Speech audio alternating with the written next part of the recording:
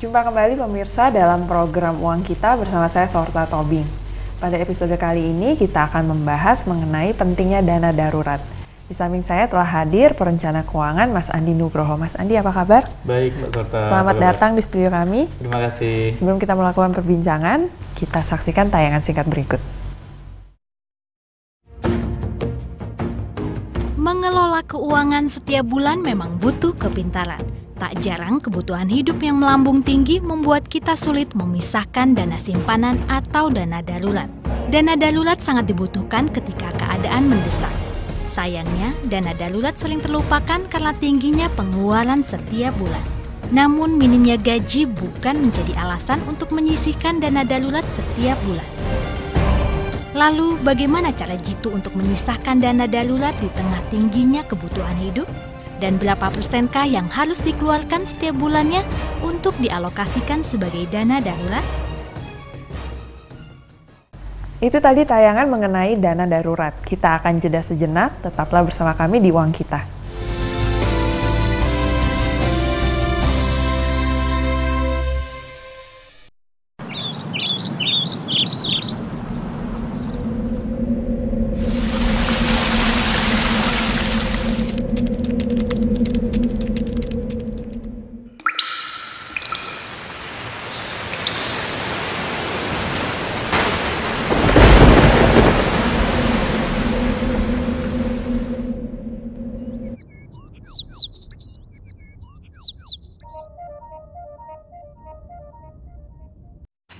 KBR 68H adalah kantor berita radio swasta terbesar di Indonesia.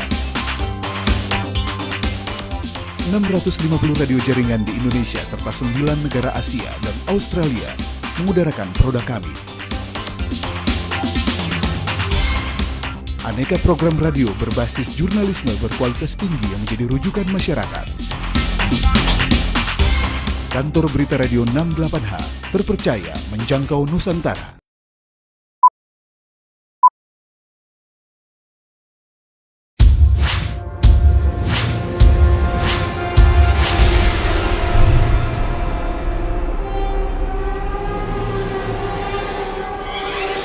Koran Tempo.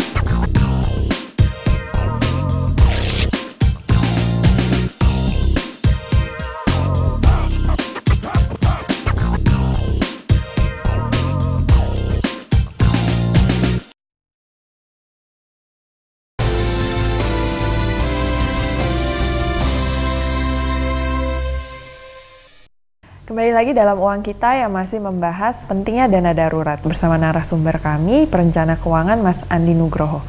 Mas Andi, sekarang lagi orang mulai kesadaran masyarakat udah mulai meningkat soal investasi, nih, Mas. Ada reksadana, ada soal emas, orang mulai tahu lah, mengerti soal itu. Nah, sekarang ada istilah baru soal dana darurat.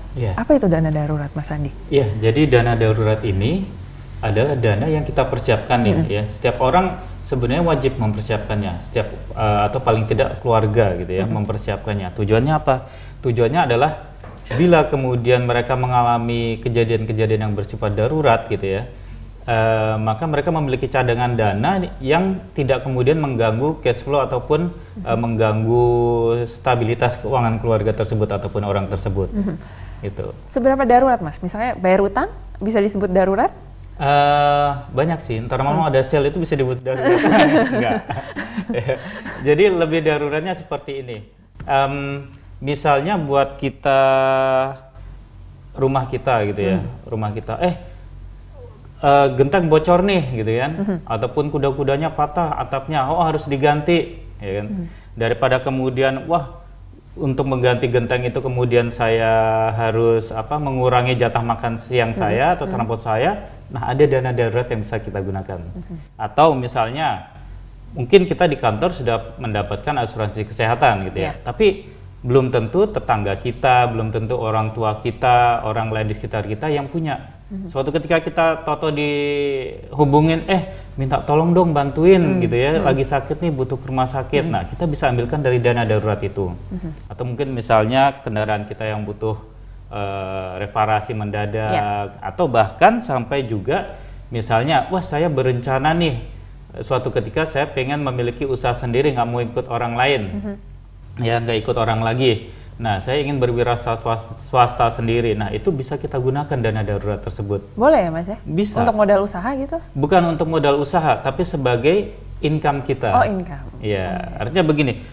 Hari ini saya resign gitu ya. Kemudian saya memulai bisnis saya sendiri. Belum tentu kan kemudian income tersebut dari bisnis tersebut sudah stabil seperti gaji kita. Ya kan? Nah dari mana kemudian untuk menstabilkan penghasilan itu bisa kita ambilkan dari dana darurat. Seberapa besar Mas yang harus disisihkan untuk dana darurat? Iya, idealnya setiap orang itu memiliki dana darurat itu 3 kali dari pengeluarannya tiap bulannya.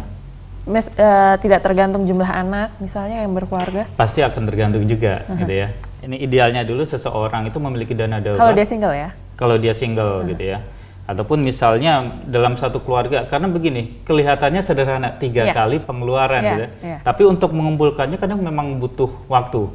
Makanya kita suka mengatakan oke deh berapa keluarga kamu rata-rata per bulan pengeluarannya berapa? Misalnya taruhlah 5 juta. Berarti dia harus punya dana darurat ini sebesar 15 juta 3 kalinya.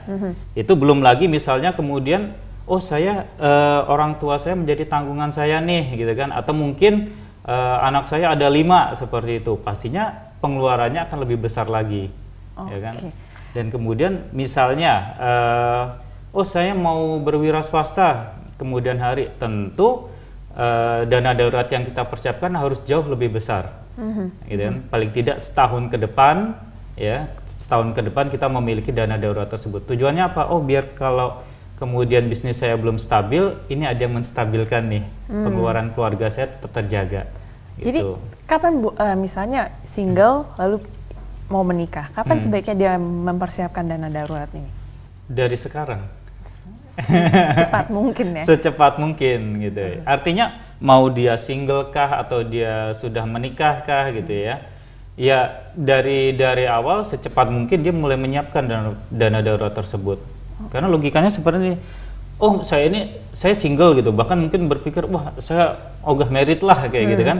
Tapi itu tadi ada orang-orang di sekitar kita kadang yang membutuhkan bantuan kita mendadak juga. Nah kita menyiapkannya, membutuhkannya untuk keadaan-keadaan seperti itu. Dana darurat ini berbeda ya Mas ya dengan asuransi jiwa yang misalnya bisa diambil per jangka waktu tertentu, itu berbeda ya Mas ya? Berbeda. Kalau ini harus yang mudah kita cairkan.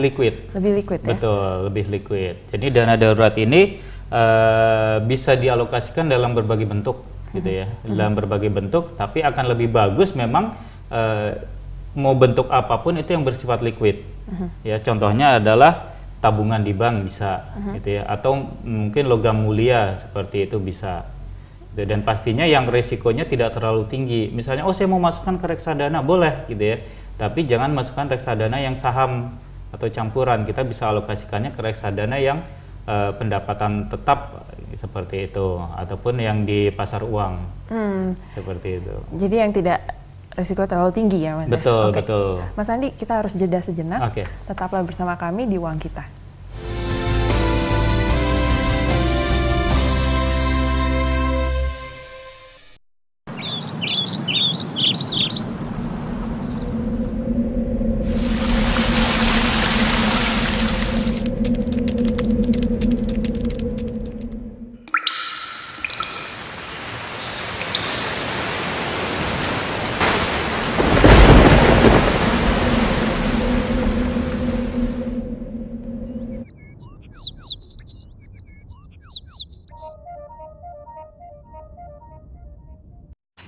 KBR 68H adalah kantor berita radio swasta terbesar di Indonesia. 650 radio jaringan di Indonesia serta 9 negara Asia dan Australia mengudarakan produk kami.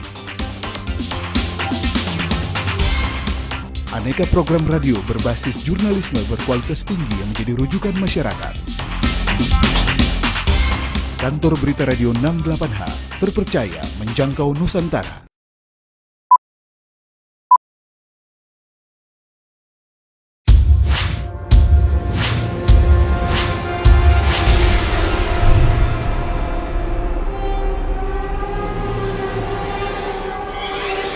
Koran Tempo.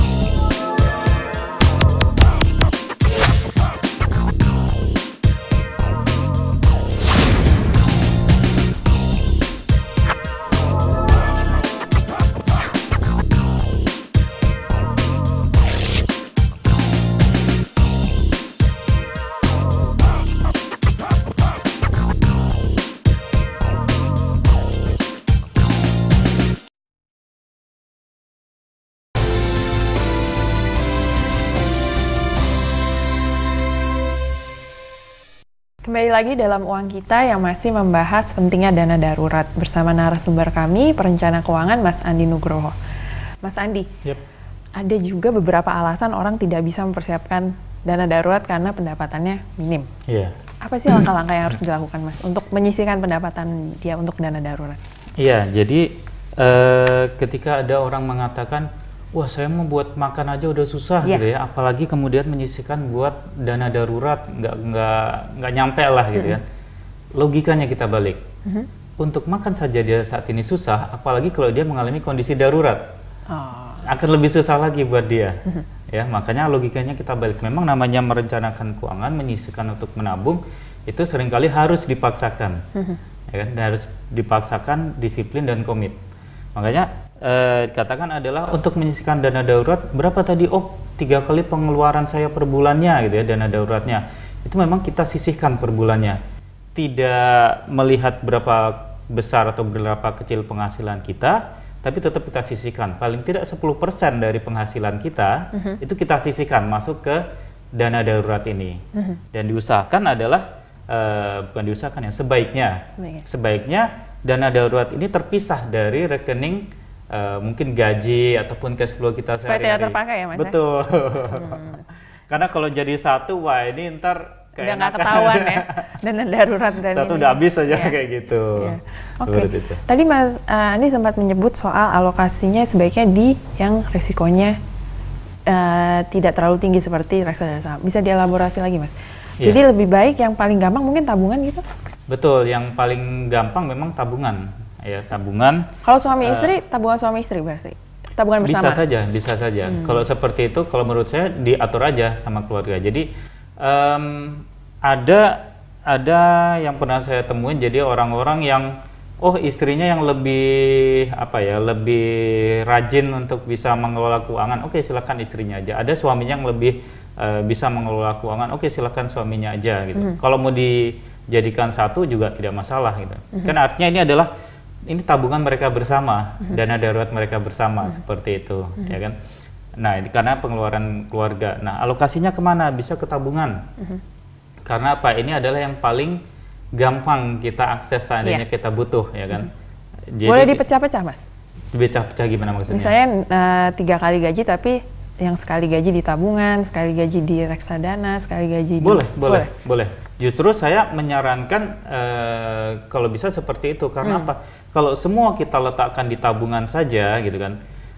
Kita maksudnya apa? Ingin dana ini juga tidak hanya mengendap, tapi juga berkembang. Betul. Sementara kalau hanya diendapkan di tabungan saja, gitu ya, bunganya ini tidak mampu melawan inflasi. Oke, jadi kita pecah deh kemana? 1 kali gaji ada di tabungan, gitu ya.